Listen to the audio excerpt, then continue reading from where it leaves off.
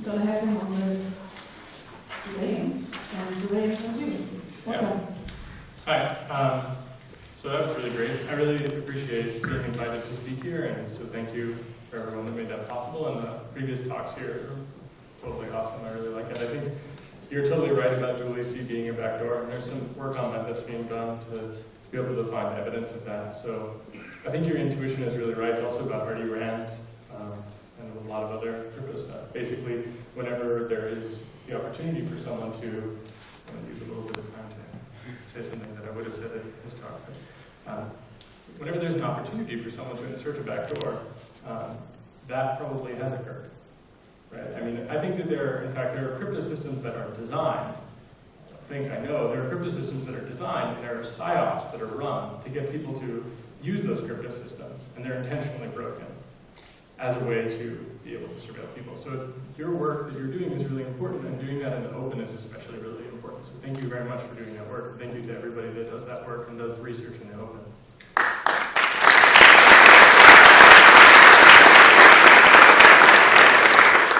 I want to start off by going backwards, because if you are like me, you are falling asleep even though you're really interested.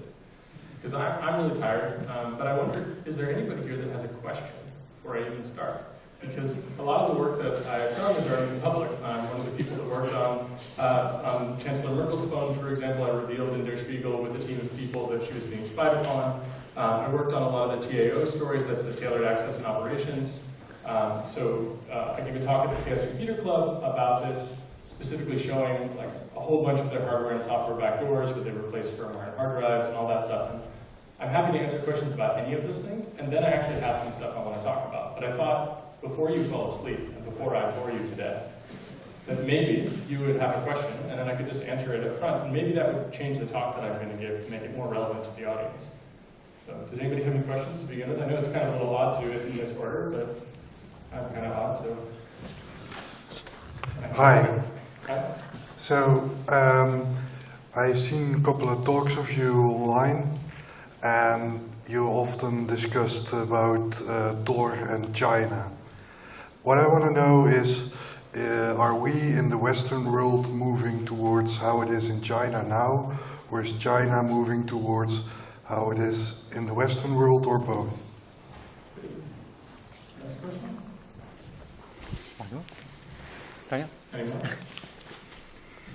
Isn't the whole purpose for the NSA actually to spy on Angela Merkel as a foreigner?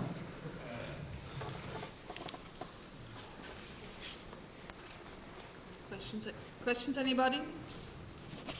Okay, great. Well, let's start. So, I think that I should start by saying, in particular, thank you to Edward Snowden, to Julian Assange, and Sarah Harrison, because these three people have done something that, without them, it would not be possible really to have this conversation. And I tried for 10 years, in the last 10 years, working on privacy-enhancing technologies, to have these kinds of conversations.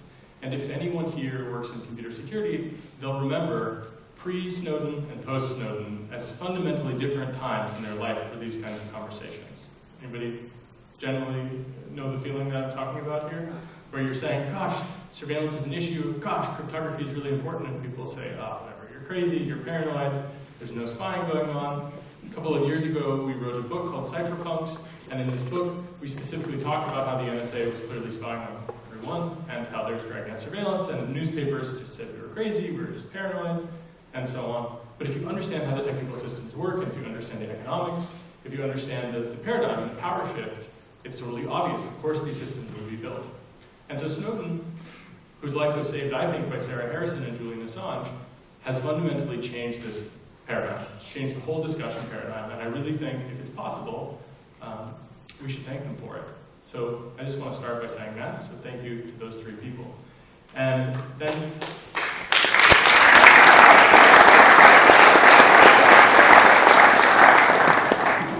There we go.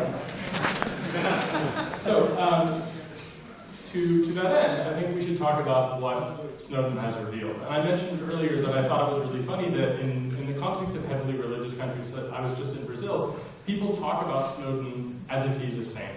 And they specifically talk about Snowden's revelations, which I think is really awkward.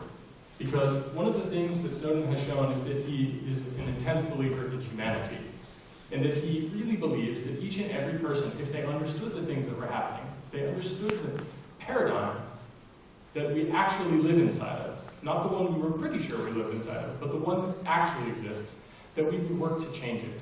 And that to me is not something that a saint would do, but someone who is intensely, deeply committed to his constitutional principles, but also to humanity being able to correct itself. That is, he's not looking for an interventionalist God. He's looking for you to make a difference. That to me is a really awesome thing. I really appreciate that. So I don't think we should call him a saint. Instead, what we should say is that he has courage, and that his actions are to the benefit of humanity. In a sense, if we learn from the Nuremberg trials, one of the things we understand is that we have a duty to humanity that transcends national laws. And what he demonstrated was exactly that, a duty to humanity. Because the things that are happening are so hard to understand as to be simply easy to dismiss as being crazy or paranoid. So one of the most important things that he has revealed is the turbulence architecture. Some of you have probably heard about this, but essentially the turbulence architecture is an active and passive signals intelligence system where there is fiber optic tapping all around the world. This is the so-called upstream collection program. That's Blarney, Oakstar, and a few other programs. And what was revealed is that there's a passive collection system, and whenever they need to, they also have an active signals intelligence system.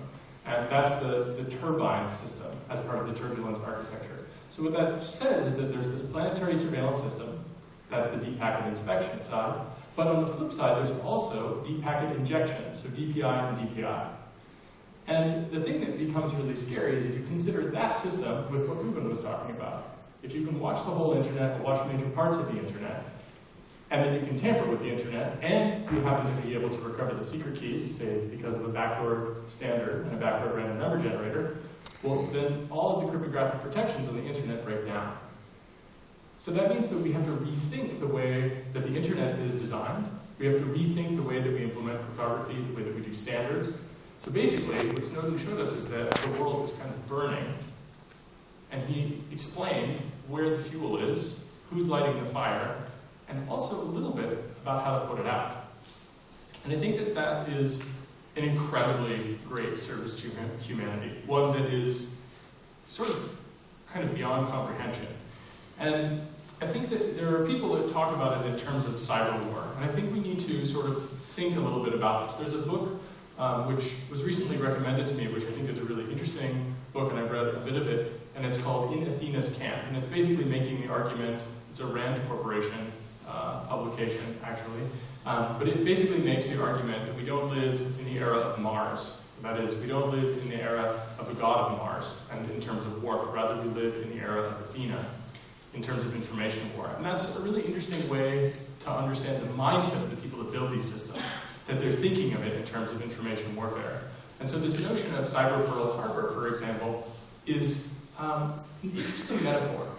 In particular, I think that it doesn't really fit, in that in theory that was a sneak attack, whereas the world that we live in is one where some small set of people inside of our governments, not outside of our governments, have made these choices to make themselves more powerful because they believe themselves to be, as the Germans would say, gute Deutsche. Right? They believe themselves to be the saviors. They believe themselves to be saving people, doing the good thing. And so if you understand that the intentions are good, and you understand the way that the systems work, I think that helps us to help them along in their way, to making sure that we can secure the internet our way. And so this is the age of signals intelligence, or I should say, as they phrase it, the golden age of signals intelligence. And there's a fundamental battle that is happening right now. And it's only one of many conflicts that are to come. But the conflict is essentially signals intelligence versus communication security. And I think it's a really interesting one, where in private, lots of military people, especially, have made a trade-off where we weren't involved. So the socioeconomic considerations for everyday people was not as valuable to them as the military having the capabilities to take care of what they wanted to when they wanted to do it. But this doesn't work very well, I think. I think it's actually the wrong set of trade-offs. And it's nice that what Snowden has done is he's allowed us to have discussions about it. So, for example, one of the other things that we've learned is that corporations have become agents of the state. Earlier I mentioned this idea of, as the Germans call it, Gleichschaltung, or synchronization. That's public-private partnerships.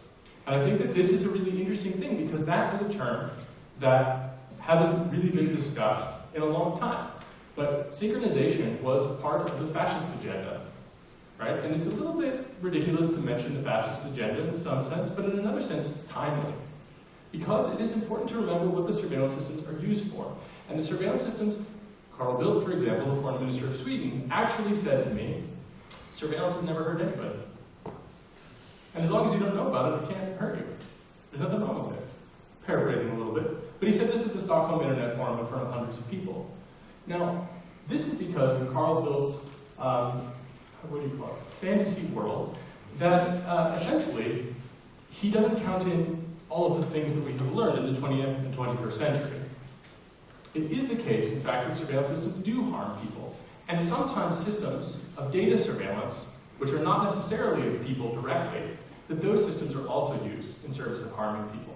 For example, in the Iraq War, the NSA used their total surveillance machine to wage that war. So somewhere between 100,000 and 1 million people were harmed by the fruits of that surveillance. So when Carl Bildt says that, he's sort of disregarding that. And I think it's important to tie them together. So Jeremy Scahill and Glenn Greenwald, with the help of the documents from Edward Snowden, specifically talked about how they are able to target people more effectively with drones based on having cell phone patterns, without even knowing the names of the people that they have decided are suspects, where suspect in this case actually means target, and where target means soon to be dead, and often dead. So when people talk about surveillance, what they're actually talking about is about control. And in the most extreme form of control, they're talking about killing people. Let us make that clear. When someone advocates for surveillance, they are advocating for control. And they are advocating specifically for control, which includes, but is not limited to, that kind of control. It is an extreme form of censorship, to say the least. So, companies become agents of this state. The PRISM program in particular, that is to say, if you know of PRISM, if you've heard of PRISM, and I think all of you have, the PRISM program is the other half of the picture. So if you have the upstream program, you have Oakstar, you have Blarney, you have Fairview, these programs where they're taking things off of fiber optic cables, like the Muscular program where they're wiretapping Yahoo and Google's data center, it's one side, and on the other side they have the so-called legal process. Now never mind the fact that it's something quite not like a legal process, and never mind the fact that it's almost certainly illegal in every country in Europe. It's legal somewhere, and so they're doing it there, they assert. And the companies are gagged. They're not even allowed to talk about it. So some companies have a fiduciary duty to basically tell their shareholders what they're up to, and so on.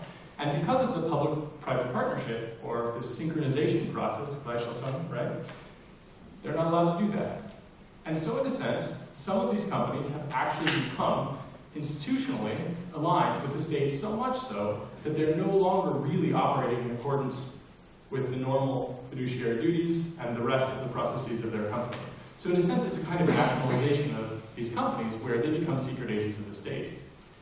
It's a really scary thing, I think, actually. And it is part of the destruction of the concept of private property. So again, when we talk about these surveillance programs, we have to consider that in the context, I think. And I think that it's especially troubling in that companies seem to not be able to make any legal challenges to it. Luckily for us, it gets worse. Which is to say that that'll help to motivate you. So standards are sabotage, NIST standards, IATF standards, and I have an idea which I think is an interesting one. If any students would like to join me in this project, I want to audit all of the RFCs to find all of the NSA agents that help write RFCs. And then we flag them. And I have a hypothesis, and my hypothesis is really simple. The hypothesis is, every time you see a standard where they ask you to put random bytes on the wire, drink. Probably you will have trouble getting through all the standards. This is my hypothesis, but the reason that I think that this will happen is because I think that, like the TLS standard where they want to extend the random bytes, there is a reason they want to do that. And if we look at these standards with a critical eye, I think we will find that those would be vulnerable to this backdoor and to other backdoors. And I think a useful RFC for a student here or for someone else to write would be that every time that you should put random bytes on the internet, you take random bytes from your RNG and you actually hash it. And then you take the output from the hash and you put back into the field. That might be a useful fix for a lot of these things. We won't actually know which standards have backdoors, but it might be the case that we can mitigate some of these things, especially since we know that some of them are there. We haven't yet figured out how all of them will be exploited. Which hash standard is it? Say what? Which hash standard for that? Yeah, what was the hash or? Well, yeah, so that's a really interesting question. It's not exactly clear, right? Anytime NIST approves of something, I'm very suspect of it myself. But I think they got played just like everybody else. But one of the key things that Snowden has revealed, which not a lot of people seem to have taken notice of, is that he revealed to us that we really live in a multipolar world. Like previously, some people believed we lived in a world where there was one superpower, and that superpower was, benevolent and good. That's the narrative inside the United States. Let's pretend that that narrative has any validity at all, and let's say that it's true. Okay? Fine. What Snowden has revealed is that there's actually, at the very least, 3 different poles inside of every single computer on the internet. There's the hardware, there's the software, and then there's the configuration of the software and the hardware together. And it turns out that even if you believe that the hardware is safely fabricated and safely programmed, it might be maliciously reconfigured. So that means that part of the new threat model we have to consider, thanks to Edward Snowden in particular, is the notion of a multipolar world where every single node on the network is multipolar, where at any moment it might be a Dutch computer, or it might be a Chinese computer, or it might be a Chinese computer and an American computer at the same time on a Dutch network. That means when we design secure systems, we have to take into account exactly that.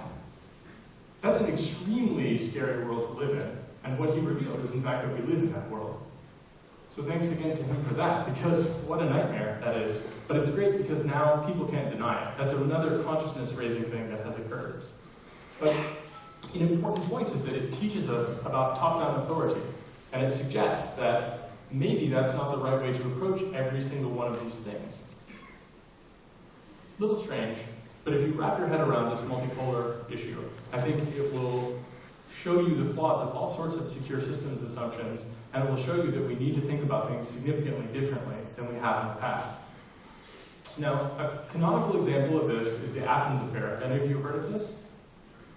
A couple of you? The Athens affair was a Vodafone in Athens.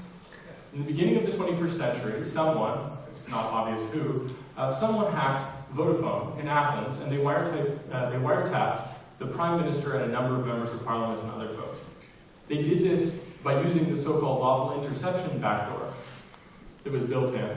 And it also was the case that the telecommunications engineer who had access to this telephone switch was found hanged to death in his apartment. So another thing that we learned is that the front lines, where previously the military of almost every state was on the front lines, now it is us. All of us, when we have access to systems, we are on the front lines. But we don't have the training, we don't have the security systems, we don't have the budgets. But that's actually part of where the shift has gone. And the military has no clue, in some cases, about what to do. As Rob was saying earlier, what is the Dutch military saying? Well, they're not really sure. I guess if they ever fall out with my country, that would be bad news for them. That says something also about sovereignty. And it shows you how deeply ingrained the entire paradigm is. And essentially, all of the proponents of the NSA's programs, GCHQ's criminal programs, CSE, DSD, GCSB, all of these people, they make the argument that everyone is spying, and they say, you've got to do it too. And you even hear it from European lawmakers, though less, because they are now known to be the victims of a great deal of this spying. They have a little bit of sense about it. But the fundamental proposal is that everyone is spying. And it is important to understand that, well, it is true that all states have illegal activities that are condoned by the state to some degree. What is not true is that everyone spies at the same scale. It is definitely the case that the Dutch state cannot do the level of surveillance as the United States. It's just not the same scale. In fact, it's such a different scale as to really be ridiculous to suggest that it is the same. So instead, what I would propose is that whenever anyone chooses signals intelligence instead of communication security, the thing that we understand is that you have chosen to be a part of a pyramid of power and of surveillance in which you are not anywhere near the top. You're somewhere near the bottom, I think in the 9-9. So what that means is if you're not at the top, which is the NSA, or the second, which is the GCHQ, Or if you're not in Five Eyes, which is the next ring down, and you're in Nine Eyes, that means there are several other players on top of you. This pyramid only works. It only guarantees justice for people at the top of the pyramid with absolute certainty. And even then, not then. There are, for example, exceptions for cybersecurity. If you work on interesting cybersecurity research, if you're Benny DeBaker, for example, and they have decided that he's working on something interesting, our laws in the United States specifically say that he is fair game no matter where he is in the world. He is not a person. He has no rights. His ideas are not his, they're ours, and we can take them. And the way that that works is exactly that way. When JJQ was speaking earlier tonight, some of you probably missed it, but this fantastic Frenchman, what he was saying was that he was targeted as part of Belgacom, as part of that same GCHQ exploitation. And as far as I can tell, he is exactly an example of what I have just said. He has no recourse, he has no right, he has no ability to have redress for these things at all. And so that is an incredibly scary reality to live in. And part of it comes from the notion that essentially, at its core, this kind of surveillance brings security. And this is a sacred cow which I think we must slaughter. We must slaughter the sacred cow. Because surveillance does not necessarily always bring security. What it necessarily brings is control. And that is the thing we must confront. It may be positive to bring that kind of control. It is not clear. But it is not a guaranteed outcome. And I would suggest that everyone challenges this narrative. When someone says that surveillance brings security, we should say, to who? For what? Because I'm almost certain that surveillance does not bring security. And in fact, when we see that standards are weakened, when we see software, hardware has backdoors, what we see is that actually, it doesn't. It brings insecurity. It brings a great deal of problems along with it. That fundamentally suggests that that sacred cow is in service of someone else's interest. Who gains from this when we choose spying? It is the NSA. And why is that? Because it is used in pursuit of power. So what is surveillance? It is control. It is not security for us. When someone says that surveillance helps to stop terrorism, remind them that when America kills 100,000 to 1 million people, that is terrorism. Surveillance did not stop that, it enabled that. Now, it is important to say that there is a narrative, another narrative, which is this idea of neighbours, nobody but us. And this feeds into it, this idea of so-called lawful interception. So the Dutch do spying, right? Obviously AIVD does spying, obviously AIVD feeds in information to the NSA, obviously the telephone switches are made to be insecure, your politicians are almost certainly wiretapped, probably by the AIVD also, but definitely by the NSA, and just toss that out there, freebie. But it's exactly the point that I made earlier, which is that you choose spying and you lose in that pyramid. So in theory, a Dutch court will ensure that wiretapping only happens lawfully. But the point is that the NSA doesn't care at all about Dutch laws.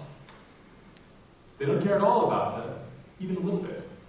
And so when you choose this paradigm, you choose to let an oppressive group that does not care do exactly the thing that you say should only be done in a certain lawful way for it to be legitimate.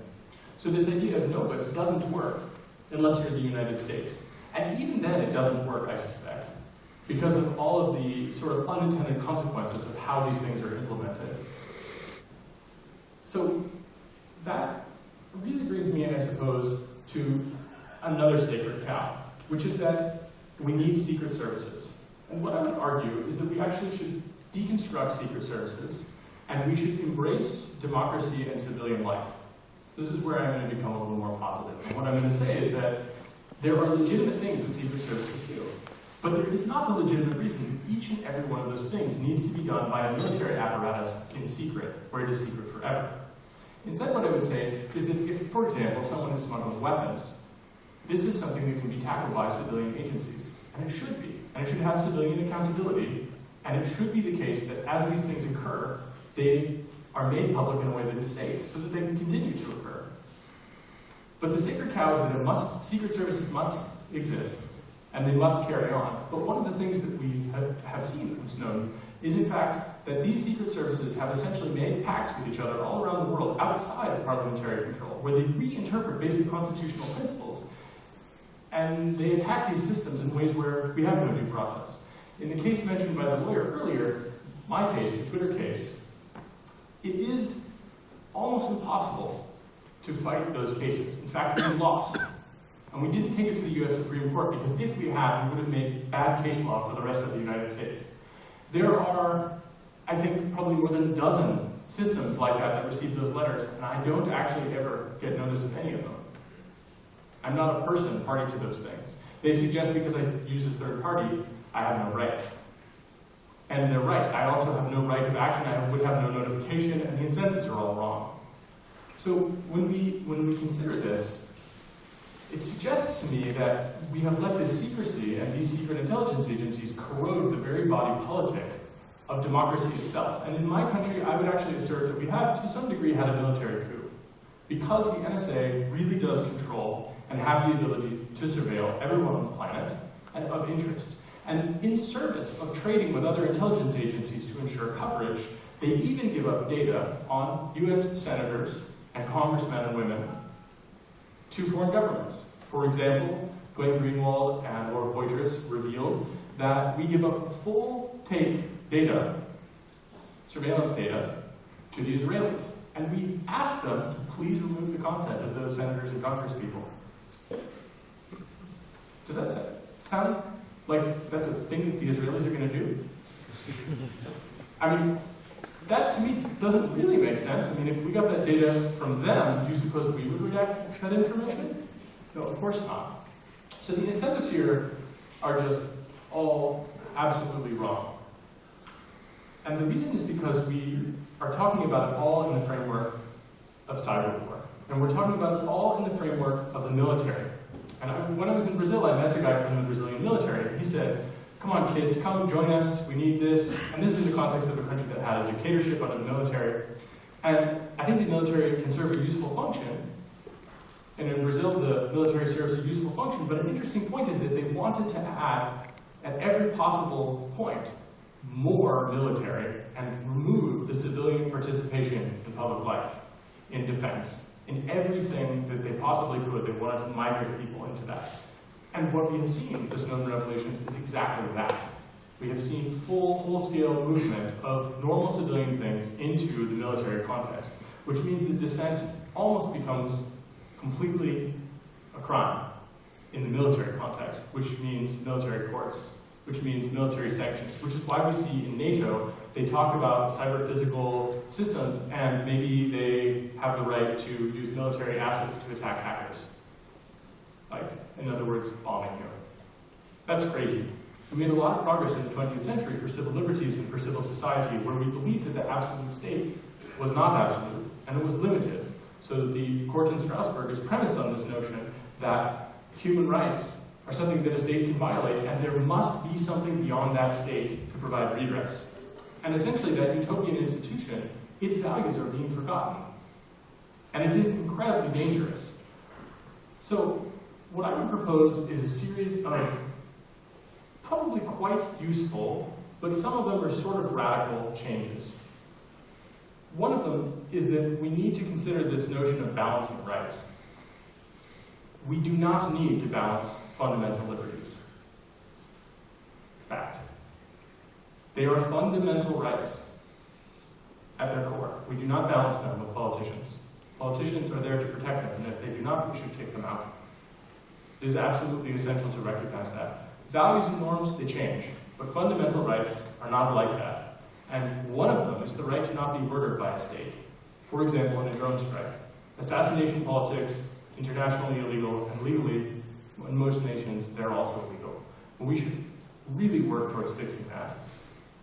It's a little difficult, though, because it's not entirely clear how and who. So for that, we need more transparency.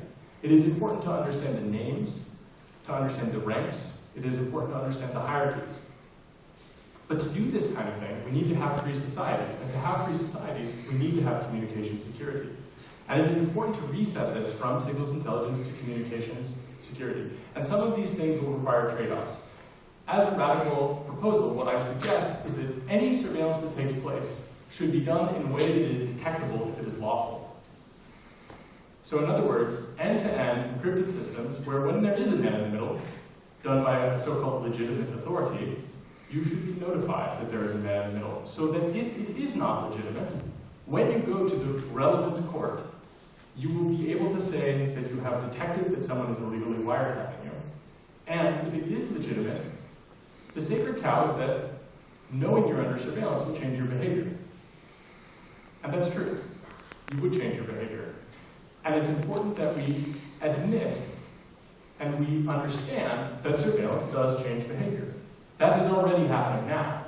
Let us make sure that that happens in a useful way that upholds the rule of law, and the fundamental components of liberal democracy, I think, will agree with me here, which is that by having a court of the relevant jurisdiction tell you that there is a legitimate surveillance operation, by saying that these things are ongoing, you will change your behavior to some degree.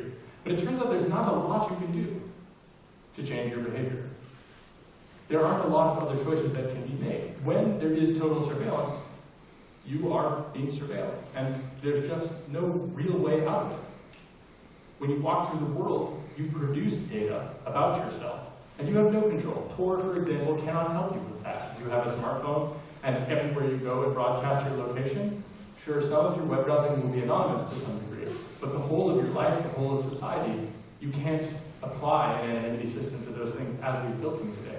So if we re-embrace the standards that we have previously had, we will recognize the radical shift that has occurred not in our democracies, but in service of the authoritarianism that has expanded in our democracies, so much so that they have subverted our very democracies. So the radical proposal is quite simple, which is end-to-end crypto, but not because you have something to hide, but because you wish to ensure that when someone wishes to wiretap you, it is detectable and actionable so that you may take it to a court of the relevant jurisdiction to ensure that it is lawful. And if it is not, you have the ability to file a complaint to be able to take further legal action. I think that that's a very straightforward and reasonable, moderate proposal, actually, because it's not to say key escrow, just to be clear.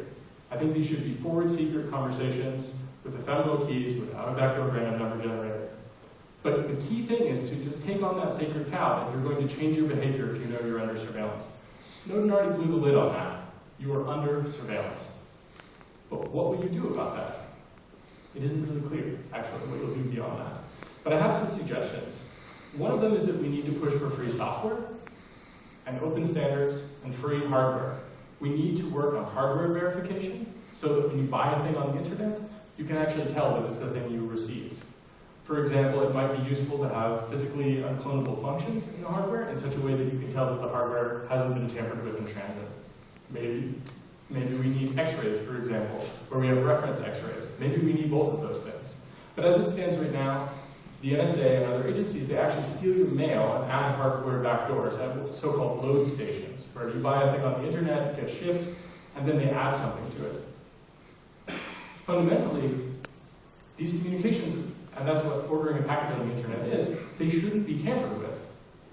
But if they're going to be tampered with, I think we should work towards making it as hard as possible to tamper with these systems without being detected, because detection allows for action. And that's a very positive thing, in my mind, when we consider that it is not merely the NSA or GCHQ, because the NSA and the GCHQ, where they are today, is where every country in the world wants to be. And so we are lucky that we have learned so far that it is only a few of the Western democracies, because they, I think, are not the worst. And they are certainly not our enemies. But they do not treat us with benevolence necessarily. It is really a matter of luck, depending on how they view you. So if we consider this fact, what we should consider is that at some point, that the top of that pyramid, it may be China, it may be Russia. Will we want to have the same state of affairs that we have today with communication security and hardware and software if we flip the pyramid? I don't want it as it is right now because I recognize that it is not justice if only the top has justice. But I would like to impress on those that do not care about it now that in 5, 10, 20, 30, 50 years, the pyramid is going to flip. And when it does, you will still not be at the top. Only you will definitely be closer to the bottom. So if that and the previous thing don't motivate you, I have no idea what will motivate you. But I surely hope that will motivate you. So to that end, that means we need to maintain, expand, and improve on our capacity and capabilities to actually build these things. That's a really important point. You know, when Rob was talking earlier about this, and I sort of jokingly said that he sounded like a Marxist, on the one hand I was teasing him, but on the other hand, I really think that it's true. You will not be able to trust computers with free software necessarily if the hardware has backdoors built into it. You have to actually control the means of production to be able to have a trustworthy supply chain. And if you don't have it, even a totally fine circuit, when you look at it optically, may have very serious problems. And that is something that we have to confront. And a big part of it in capitalism is that we get the cheapest part from the cheapest place and the cheapest location that will make the contract work out fine. And that's great for your car stereo until you learn that your car stereo can reprogram your airbag, which it can, potentially, because they're both on the CAN bus.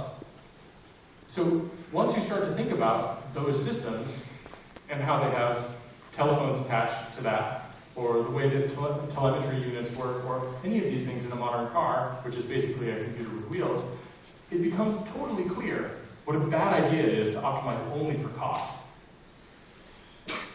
It creates a completely strange paradigm where when we're choosing to have this, what we are not aware of is the choices that will impact us 5, 10, and 15 years down the line. And I think it's a very, very, very scary thing. But it all ties together, actually. And it makes some sense why people have made the choices that they've made. But another important way to think about this is to think about it in terms of peace building. If the current paradigm, which is war, and cyber war, as it is often called, or cyber conflict, then some elements for peace building that are important, other than free software and free hardware, one of the most important ones is open access to information. That is, no surveillance, no censorship, and specifically being able to access information about how things are done, how things are produced. Having open access to information is a thing which, along with open communication lines, helps us to have a more peaceful world. It allows us to reconstruct things that other people have built, to understand them so we don't have to make the same mistakes. And if we have these things, if we work towards specific rights in technology and in law, that will help us to actually maintain it.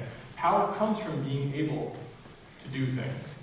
I mean, that's a simplistic way to frame it, but in the short period of time that I have left, what I would make clear is the reason that this total surveillance can happen is because we have centralized this information and it is not encrypted.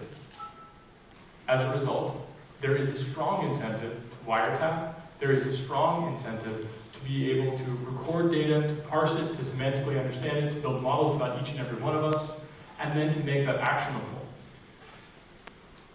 However, if we recognize that our personal communications must be secure, if we recognize that they're supposed to be private, and we use cryptography and the law to ensure that, that ensures that the law and code uphold the fundamental rights, values, and the norms of our society.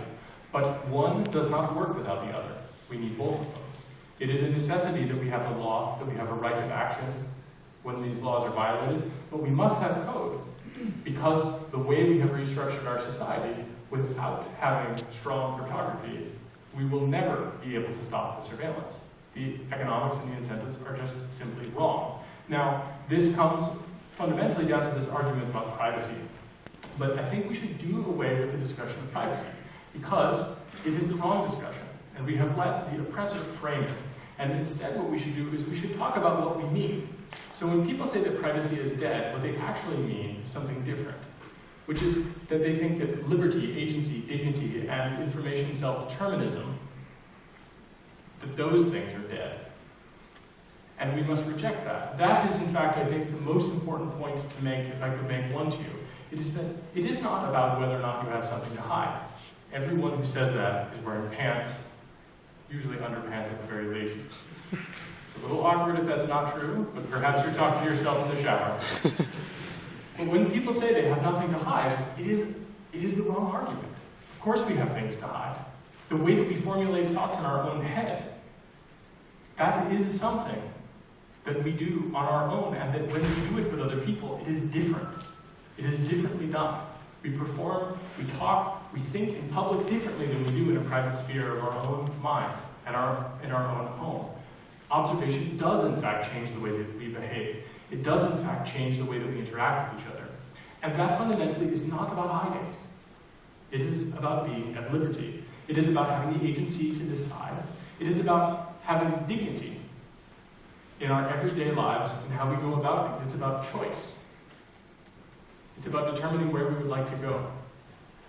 And if we think about it in this regard, then things become a little bit different. When we talk about citizenship being a place in which you have rights, when we talk about citizenship as being a thing that gives you certain privileges, for example, my country says that I can't be targeted without all this legal paperwork, but even my rights can be suspended. Okay, interesting point. You don't have that. Fundamentally, the objection that I have to that is that anyone is second at all. Nations have both positive and negative obligations to protect us, not just in terms of our privacy, but in terms of our ability to have self-determination.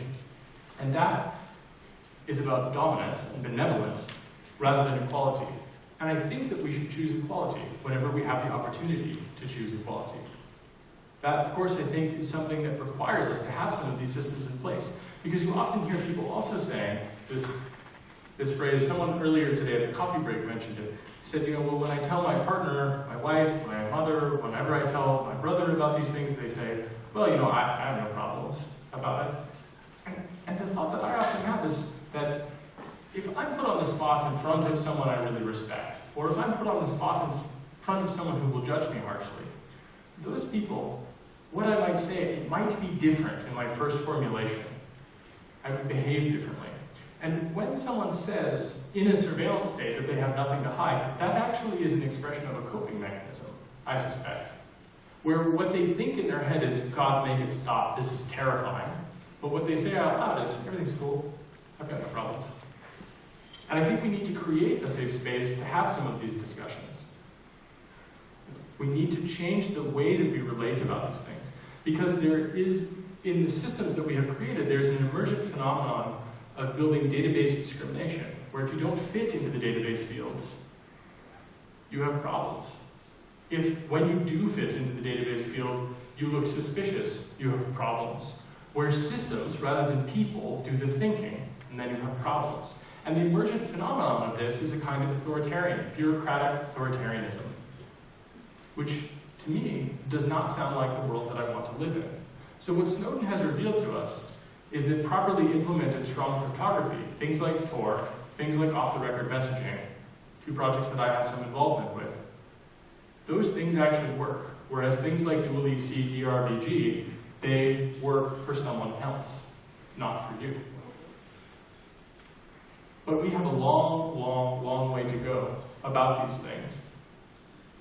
And I think that it's not entirely clear how we will get there, but I believe it is by embracing the idea of peace building rather than by embracing the notion of cyber war that we will get there. It is only through rejecting the paradigm. For those of you in the audience that are hackers that watch war games, you know what I'm going to say next. The only way to win is not to play at all. So we need to stop playing with signals intelligence systems and instead move to communication security paradigms where every person has the right to speak freely, anonymously, where every person has the right to read without exception, where we do not build in vulnerabilities, but instead we build secure systems because we understand that while we may have lawful authorities in countries with the rule of law, it is not the case that it will always be that way, and it is not that way for everyone else right now. So, with that said, I think I've gone on long enough, and it's the end of the day. And some of you might have questions, and so thank you very much for listening to me. Thanks for having me.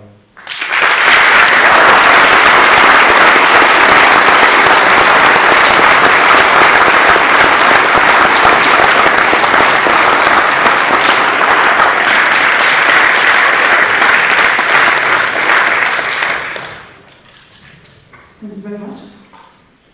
Other questions? Come on, everything is going.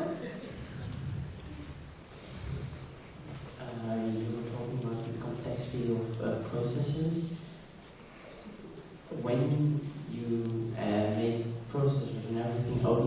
and open information, everybody here with enough experience can check a simple processor, but when the processors, even if they are open and experienced, and even the more experienced people don't know everything about a very complex processor, even if it's open source.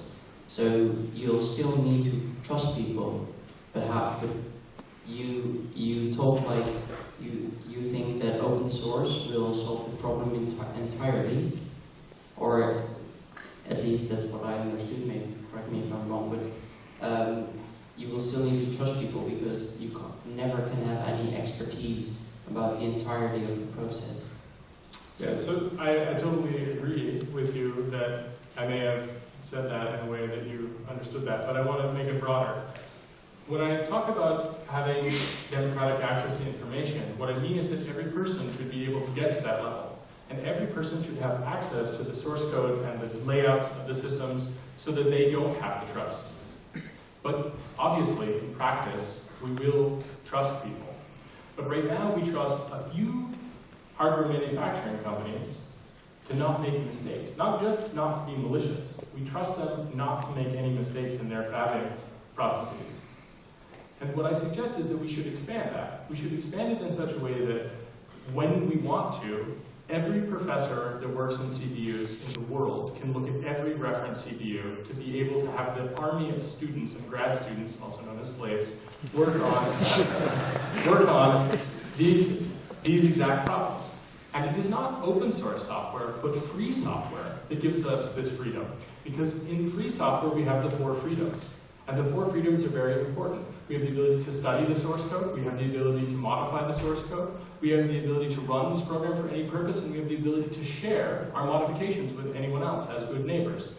These 4 freedoms, though that's not the right order, are a prerequisite for being able to do these things in a timely manner. But of course, we need free societies. It is not merely free software.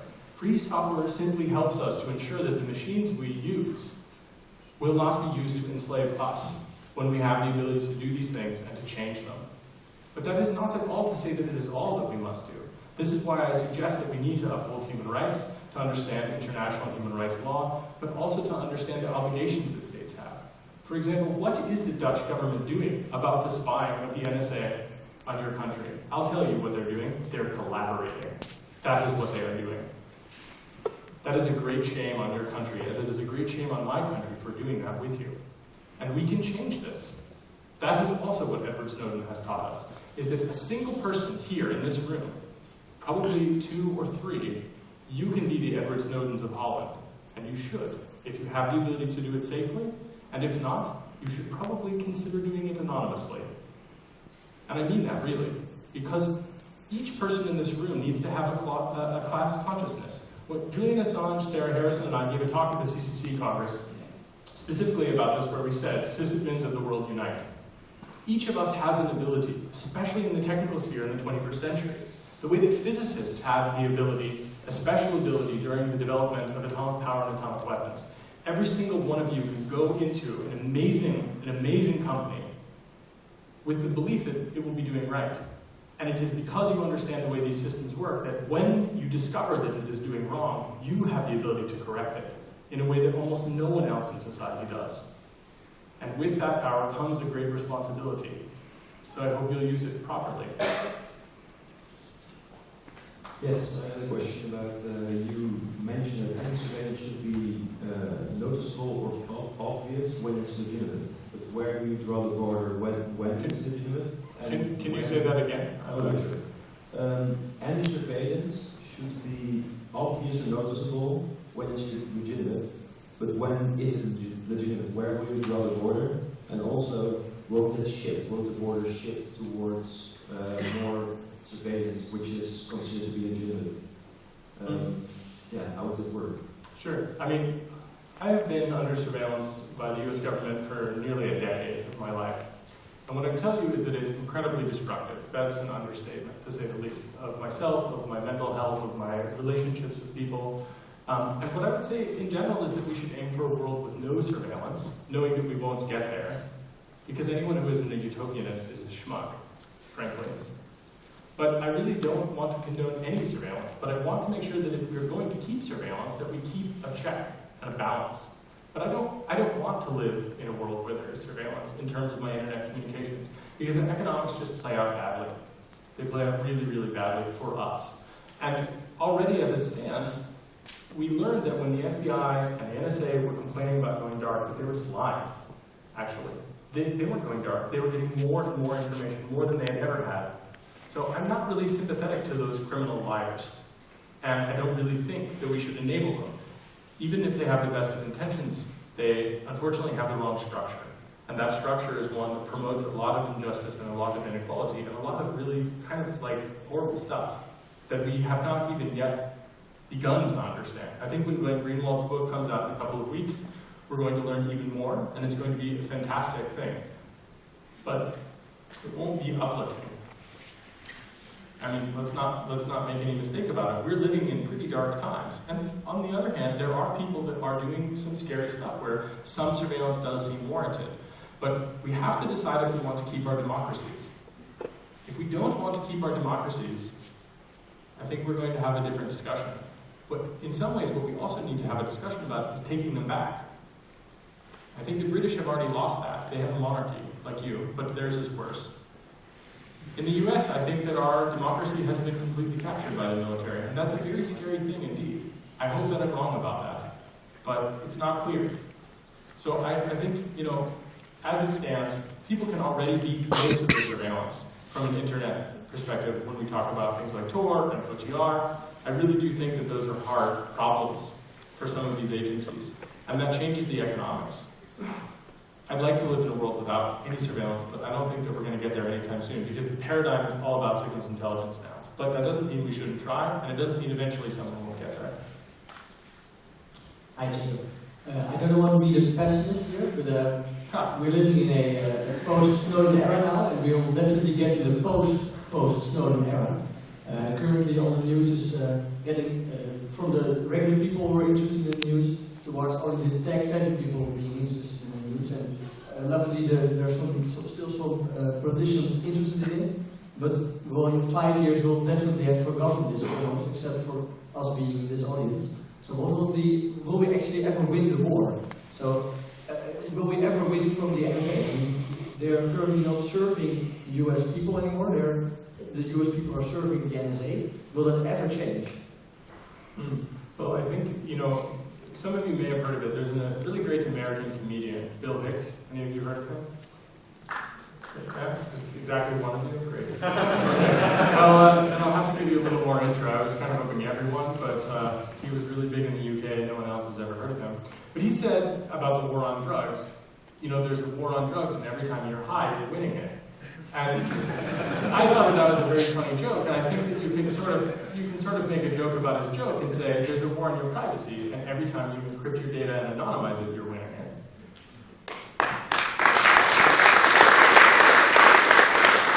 But again, I want to emphasize we shouldn't talk about it in the framework of war. We should talk about it in the framework of peace building.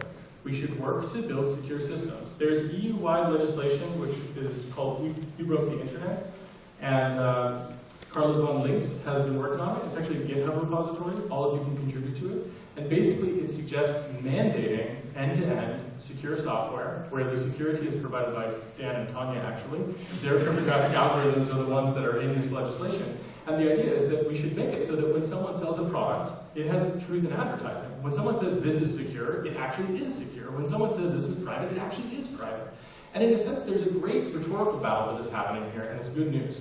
What we are arguing for in service of social justice is essentially to have systems where people don't have to lie as secret agents for the state, where they don't have to betray their users, where we uphold fundamental human rights, where we stop mass surveillance in service of justice and proportionality. That is actually a really easy narrative. So will we win that? Sure. And it will not be that in 5 minutes, or in 5 years, or in 20 years, we will look back on this moment and think nothing of it. This is what Snowden has done.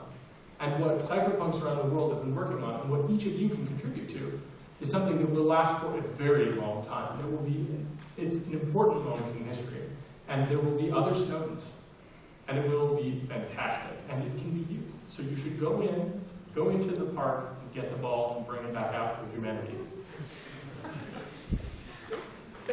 So last time you spoke in Amsterdam that the surveillance problem and the security community is also a social problem because so many people have worked in that area that if you cut it off right now, it will deal with a lot of unemployment. But you did not address a solution for that. Well, I mean, first I think we need a cross-legs movement. If you know any spies, stop sleeping with them. That's a big solution. You should incentivize people to come over, to switch. I agree that we shouldn't treat people badly. There are some people that have done bad things. We should have truth and reconciliation for this. People who have sabotaged standards, I think we should really ask why and how, and we should understand that. But I really think it's a social thing, and I think what we should do is we should welcome people who have been on sort of the wrong side of history and ask them to help us repair it. We shouldn't be hostile to them, actually. You know, my favorite hero right now in the whole world, if I had a hero, he's a spook. It's Edward Snowden. Right? I mean, we should not demonize people merely because of the previous jobs that they've held. But those that will continue now to do these things, those who are participating in assassination politics, cross your legs, and then some. We should really have a social movement to create change, and we should invite them to join us in these things. And the best part is when we do that, and we will do that. Some of us have been doing it for quite some time. So I mean, if you want to read a really shitty book on the Pirate Bay, it's called Cypherpunks. We talked a lot about this in the book, and I would recommend you read it. I think it's a good starting point for some of these discussions. And I think a key thing to drive home is that a lot of technologists pretend that they are neutral. That is to say that they're not political or some other bullshit. Every time you make a decision where you think it is not political, what you are saying is that you embrace the status quo and you're okay with it. And it is important instead that we act with purpose and we understand that, well, some of us have privilege, especially the privilege of wealth and education. We should not let that go to waste. We should see now that, and I'll make an analogy which won't be very popular. In the Second World War, people were forced to wear armbands, and they could take them off. And people who had certain armbands had certain fates. And we understand that very well now. And of course it's horrible. And Deutsche Wohnwagen, a company, subsidiary from Germany, who worked for IBM to do the census, they helped build these machines to help give people these armbands and also to transport them. The people that built those systems were not acting in a neutral manner. And in some cases, such as in Holland, 70% of the European Jewry was wiped out of Holland, specifically because of that census system. This is documented in Edwin Black's history of this, IBM and the Holocaust. It is important to recognize that now it's not so dissimilar if you were a Muslim in Yemen or Pakistan. It's not so different if you're in Afghanistan or in Iraq, except you don't even see the armband, and you generate the data about yourself endlessly with all of the systems that you use. It isn't to say that it is the same, but the question is, how will we ensure that we do not have the same ends? When we build the machinery for holocausts, somebody comes along and uses them. We should learn from the lessons of the past and not wait for them to repeat. And we're not there yet. They're not yet comparable. But what we have found is that we have created such total systems. They make the previous total systems look like nothing. And we should not get that far. And for some people, it is that far. For the number of people killed by drones, those numbers climb. Those processes are unjust. And those systems, those markings of people, they are scheduled to last forever. So we need change, and it will come from you. Yeah, I have a question about the Tor project that you are involved in. You also just mentioned the name. As a user, when I look at the Tor project, if I understand correctly, it aims in adding anonymity to internet. But I would like to serve anonymously on the internet. But if I would use Tor, I would have to understand the system in order to trust that I'm really anonymous. And that is a problem that I see with Tor, and probably it's a frequently asked question from users. Like, how can I trust that this Tor does what it claims? Well, you are here in this audience, so I assume you know something about computer science? Yeah, okay, so there are a couple things you can do to help, and one of those things is to look at the source code. It's free software, so that allows you to study and to look and to compile it yourself. You can look at the specifications. You can look at the source code to make sure that it matches the specifications. You can look at the peer-reviewed papers. You can join an academic research team to do some of that research. There's a lot that can be done in that. And part of what makes it possible for you to understand those security properties is also that you can be a part of the network, such that even if you don't trust what other people are running, you can compartmentalize some of the risk away. Now, when it fundamentally gets down to it, what you're asking is about Ken Thompson's paper or talk where he reflected on trusting trust. And of course, you're always trusting somebody. So somebody should be able to trust you, and you, having the privilege of that knowledge, should help them. So you have a special privilege, and if you use it, other people who don't have that privilege will be better off, because we may have made a mistake. And if you help us find it, we can improve that system. But fundamentally, all electronic communication systems, all systems that we have involve trust. And that is the other thing that Edward Snowden has revealed, that we have a crisis of trust in everything. And we have to rebuild trust in all of our institutions, all of our systems, our networks, our protocols, our hardware, our software, our configurations. And that's really hard. So yeah, if you use the Tor browser, you have to trust us, that we compiled it correctly, that we had a good design team, that the specifications are correct, that the threat model is correct, that we didn't make a horrible, horrible mistake. All of that is true. And it's very complex, and we, in the information age, really have to deal with that complexity in new ways. So it's very difficult to answer that question in a way where someone who's technically minded will be satisfied. But we believe that we have put out there everything you would need to be able to begin to answer that question. And I'm not sure what else we can do, but if you are, you should suggest it, and we will potentially make that change to improve it for everyone. And you should run a Tor relay, and you should use the Tor browser, and when you do that, you will help everyone else who needs it too. Hi. I would like to ask for clarification, maybe. If I understood you correctly, you were asking for things like tamper evidence to be more, to have more trust into your system. You want to be able to tell what's going on. So that would basically lead to us doing more surveillance of our own things, of our own activities, of what we do, maybe surveillance of what's happening all around us. So in a way, we are adding more surveillance to this thing. So in order to be able to watch the watchers, I guess you know the pattern. So is that really a good thing? Where does this lead us? Because once the data is there, once we collect it maybe ourselves, it will be used eventually. Well, Rob earlier said maybe we need to have like honeypots that log and things like that. I would frame it slightly differently, which is I think you should be able to, in the spirit of free software and free hardware, to be able to control your own device. It's not really a radical idea, really, but I want my own forensics to be allowed. And I think that that's a reasonable thing, but I want to make sure that you can't do forensics on my device. I want to prevent adversarial forensics. And that is not necessarily the same paradigm. I mean, I think it was Audre Lorde who said you can't destroy the master's house using the master's tools. And I tend to agree with her about that. And I know that I paraphrased her very poorly, but the basic idea is there. And I think it is critical to recognize that I'm not suggesting surveillance as a solution to surveillance. I'm proposing communication security in contrast with signals intelligence, but not against signals intelligence per se, but rather in favor of information assurance, integrity, confidentiality, anonymity. I'm saying in a positive way, I'm pushing in a pro those things, not just against surveillance. It is that with some of those properties, surveillance is reduced in its economic factor. That is, it is less useful. So I'm suggesting that what we want is the opposite of surveillance, in fact. But specifically, we want these positive things. And we should do it in service of basic human rights. Right? I don't want to sound like the granola-eating, long-neck-bearded vegan up here.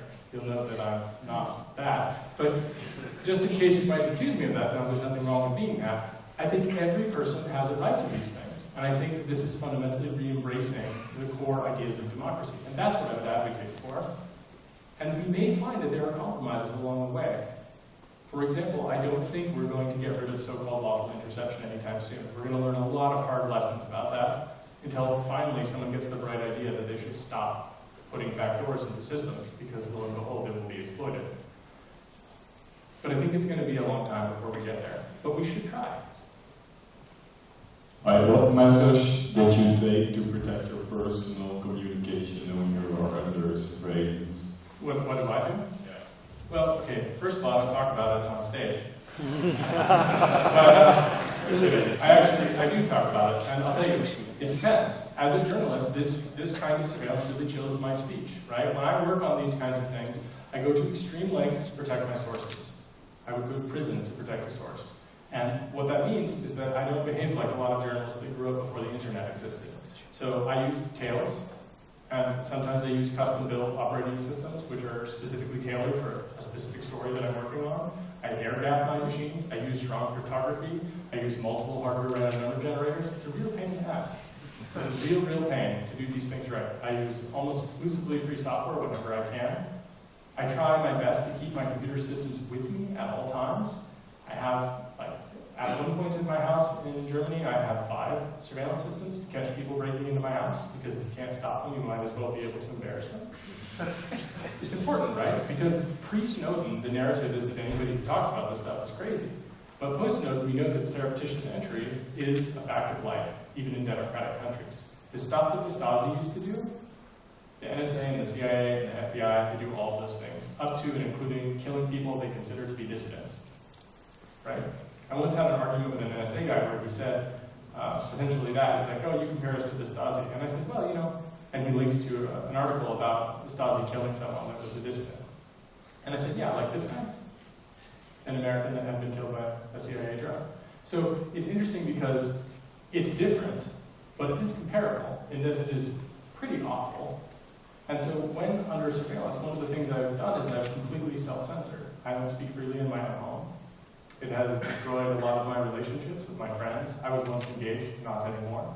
It has a huge toll. And so the other thing that I've done is I've concretely decided that I will dismantle it. Right? And that is a thing that I'm actively doing. And I think that if you want to do that, you need communication security, because as Rob is so often saying, that there's a survival advantage and that there is a kind of Darwinian thing that is happening right now. And that is activists, journalists, politicians, whatever, whoever doesn't understand signals intelligence and communication security in those paradigms, the ones that don't get it are losing. So I try my best on those things, and I try to improve protocols, I try to work on implementations of things to make them better. I wrote a secure network time, parasitic network time system, because I didn't trust NTP, especially the code that was written by, well, it doesn't matter who wrote it, but if you look, you know. And I work on building parts of those solutions so that I can have it. And the key thing is that until I am able to essentially get this out of my life, and until I'm able to evade most of the surveillance to be able to safely work as a journalist, I don't think anybody can. And that's a real problem. I'm a real believer that we're not free until we're all free. And we're not free from surveillance